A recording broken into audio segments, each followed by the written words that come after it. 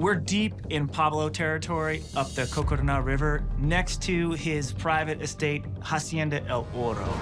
We followed a possible escape route from El Oro to the river and hit a major discovery beside a very key landmark. It's easy to spot. It makes the perfect X for Pablo to hide money. What is that? What is it? It's a drum.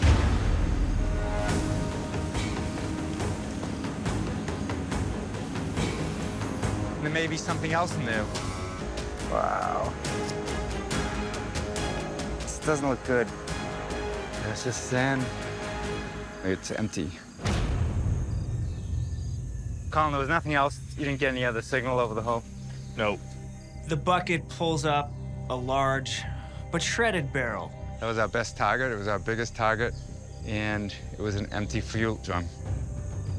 It's possible something was in it, and with time it eroded and washed away. I've learned that this is a pretty difficult area to operate in. This barrel is a reminder that we are up against the clock here. If there's anything left to find, there's not much time before it erodes, before it's gone forever. Honestly, I think we've exhausted everything in Medellin. We searched every place that we could, and the places we could get access to had been thoroughly picked over. You know, we started at the epicenter and we didn't find anything. Okay, so we know definitively, or at least so far, it's not there. There is no buried treasure in Medellin or its surrounding areas. And so trying to get into Pablo's mind and where he might have put it, maybe it was that he knew not to keep it too close to home. And so the areas we're going are not. They are off the beaten path. We know of a couple other places that he would escape to that are unlikely, unless you're a local, you know about.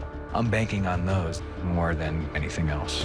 I want to get off the beaten path and head north to Cartagena, a coastal city on the Caribbean, where Pablo owned a string of islands called the Rosario Islands, where it is rumored he built a number of mansions for himself and his family members, which also happened to be a hotbed for narco activity, even to this day.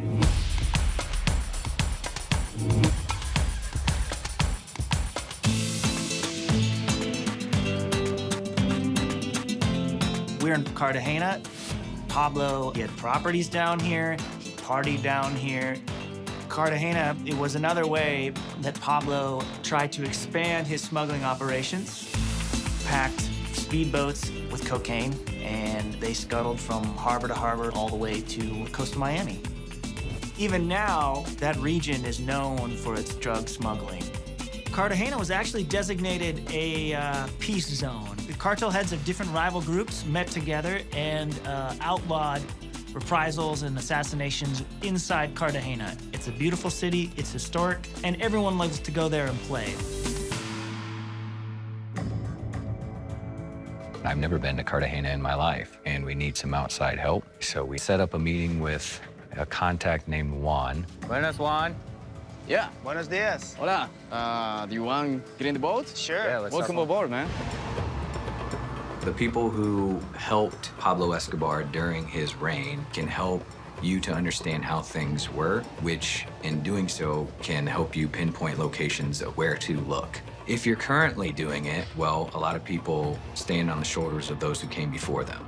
So if it was safe and it was secret and it was a good location to do it back then, it might still be the location that you're doing now. You think the same, you have the same mindset, you're doing the same illicit activities.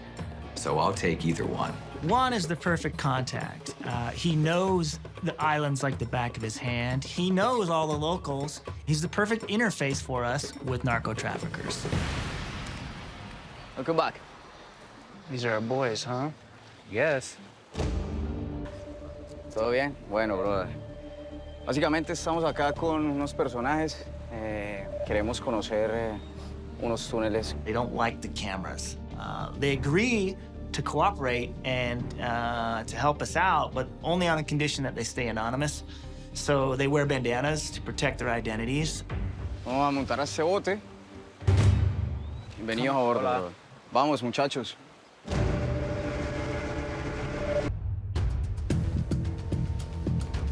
Cartagena, there's lots of small islands. And Juan tells us that one in particular is the home that Pablo Escobar built for his wife. It's Pablo was have a lot of different places around. So when there was information about the police following the steps, they was moved in the zone, in different places. That man was really a phantom in our country, man. Another house of Pablo Escobar have holes and don't have windows, don't have nothing. Construction on the home was never fully complete. So that's concerning to me because now I have to wonder, did she live in an unfinished home? We can see the ground, we can see the water table down below it, but there's nothing of interest.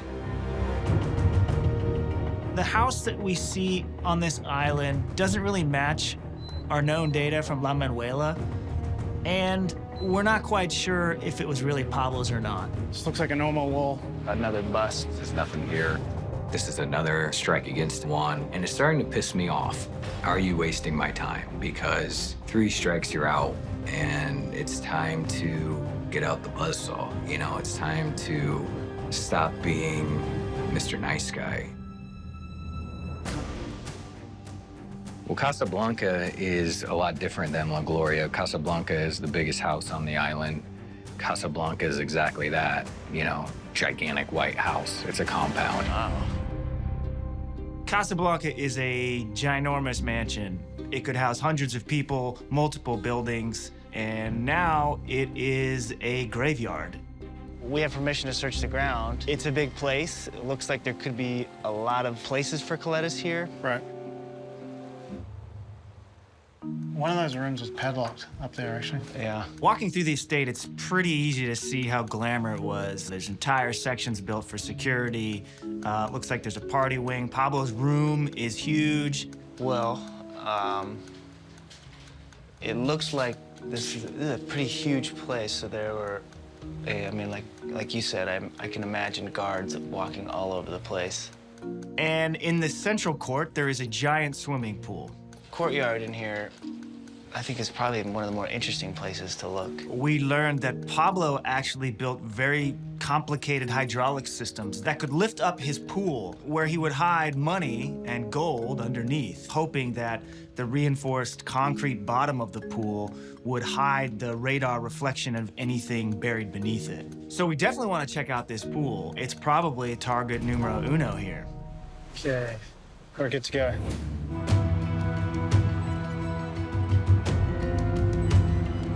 Yeah, there's no hidden chamber. Doesn't look like it. On the job again? What's up? Yeah, so we didn't have much time, but we got the GPR out. We went around the pool area. No evidence of any kind of cabin, bunker below. This site doesn't have much of interest for us, Yeah. hiding behind the walls or underneath the concrete or even in the courtyard area. Okay. We knew that there was a possibility that there wasn't anything there to begin with, but this now confirms that. Not only am I possibly wasting my time, but Popeye's wasting my time again. Just a little further out in the Caribbean is an island called La Isla Grande. There's only 800 inhabitants on the island, and one of them was supposedly El Patron himself, Pablo Escobar. So I think it's worth the time to go check it out. I'm probably gonna go into town and see what I can dig up. What is this man's name? Chema. Chema. Yeah. And you know him? Yeah. Juan and I decide to go for a walk, and I decide to make it clear to Juan that I'm not the type of guy whose time you waste. How important is this guy? Because I think that this house did not belong to Pablo Escobar. I think that he was probably never even here. And so we're getting a lot of rumors, and I can't do anything with rumors, and we're wasting a lot of time. Stop with all the rumors. Let's get down to business. You're here for a reason. I've hired you. You're my guide. Stop with all this or I'm done. I want facts. Do you know? Sabes? Oh, no. And then let's get just his facts. I want to know if he knows himself and why and what are the facts. Yeah, no problem. Okay. I understand you. Good. Maybe Chema can tell us the truth. Okay. Okay? All right. Thank you, You buddy. want to? All right. Yep. Let's go talk Let's to go, him. I want to speak to somebody who not just heard about operations in these areas. I want somebody who participated in the drug trade. My friend, can you tell him what we discussed? I'd like to know some facts. We want to know exactly where to go. ¿Qué nos puedes mostrar acá de la zona?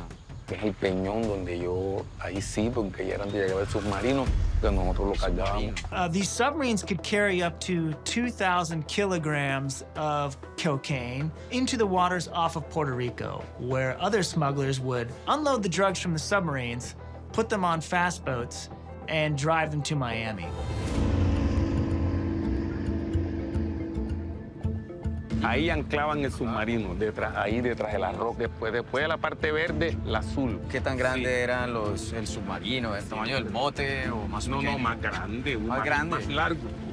You know, he starts informing us, this is the amount of drugs, okay? This is at what time we did it. These are the types of boats we put them on. This is what the submarine looked like. And he's got so much, you know, information to his story that this is nothing that could have been cooked up on the fly. ¿Dinero? Ah, sí, ah. Y yo creo que en esta zona debemos encontrar un submarino de los que se hundieron. Like a subsea? Estoy diciéndole lo que yo vi con lo que es cierto. Porque lo mío no es nada, sino que es verdad lo que le estoy diciendo. A narco submarine. Yeah. So over there, they was put a submarine. Chema seems to be a trustworthy guy. He's been honest with us from the start. He has a good lead on a potential dive site. Maybe we can find this sub underwater. Okay. Yeah? All right. Great dive.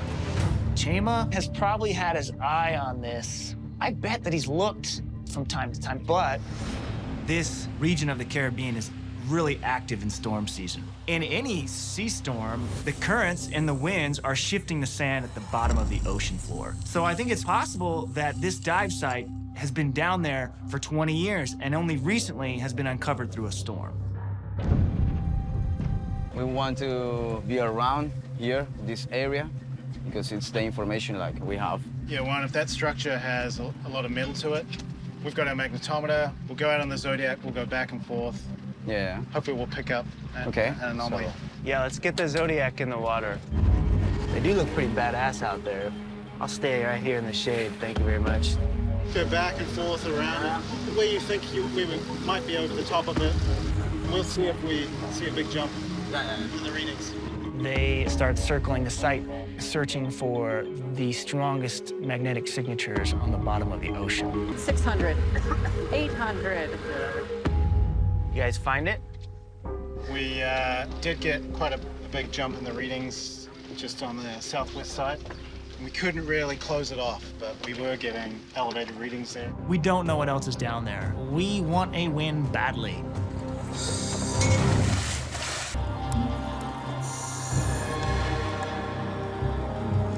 This is right on the equator, and it creates a lot of storm weather. It can completely change the ocean floor from season to season.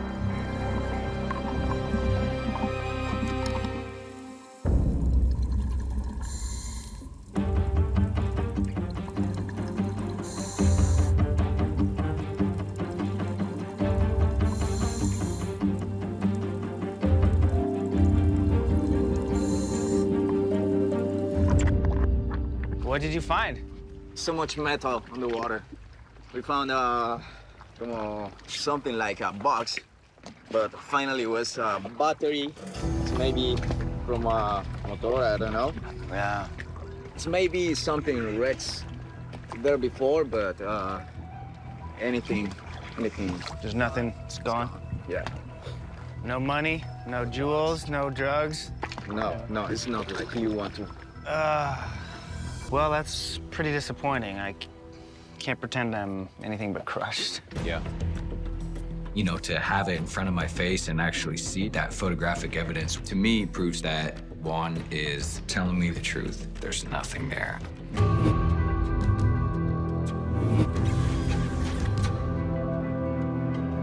Leaving Cartagena, it's apparent to me that it's time to go back to the people who knew Pablo personally, and Popeye more than anyone knew him better. So I need to have a serious conversation with Popeye. Buenas noches. ¿Cómo estás, amigo? Sí, bien. ¿Qué hubo, llave? Muy bien. It's gonna be my last meeting with him, whether he tells me anything or not. This is your chance to show the world that you did know something or that you didn't. Te tengo un dato muy bueno. Este nombre que te voy a dar es muy, muy importante. Sí, dime, cuéntame. José Gonzalo Rodríguez Gacha, alias El Mexicano. Gacha was Pablo's main business associate from the early 80s. You know, he was involved with Pablo Escobar in creating the Medellin cartel. So he was a big player who made a fortune. Not quite as much as Pablo, but pretty damn close. The guy was a maniac. He killed the owner of an emerald mine and took it over. He is a sociopath, but he is one of the richest men in the world. Yo le vi a él esmeraldas de este tamaño. ¿Verdad? Sí. Muy grande. Muy grande. Sí. Y como las autoridades perseguían su tesoro, él siempre guardaba estas esmeraldas. So he says, well, look, if I weren't who I am now, if I didn't have the following, if I wasn't a known quantity, I would really take it upon myself to look for Gacha's wealth. ¿Qué es el lugar? En Pacho, Cundinamarca. Era donde él siempre escondía sus cosas. Era sus amadas haciendas. You know, there's this flicker of respect that I know that I've earned because part of me thinks he never thought I was going to follow through. It's obvious to me he's not lying. This is our best lead, and let's chase this down because it's real.